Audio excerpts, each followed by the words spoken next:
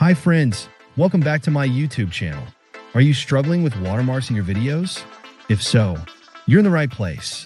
In today's video, I'm going to show you how to easily remove those annoying watermarks completely clean and professional. Stick around with me, and I'll guide you step by step on how to do this for free. As you may know, I'm working hard to monetize my channel this year, so your support means a lot. Don't forget to like, share, and subscribe if you find this video helpful. Now let's get started. First, head over to the website media.io.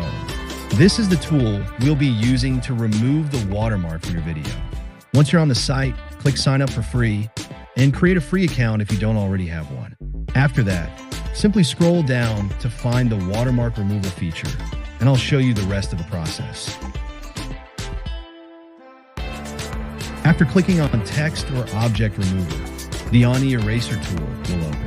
Just open it and click on upload. Then, upload the image from your computer that has the watermark you want to remove. Once your image is uploaded, use the brush tool to highlight the area with the watermark.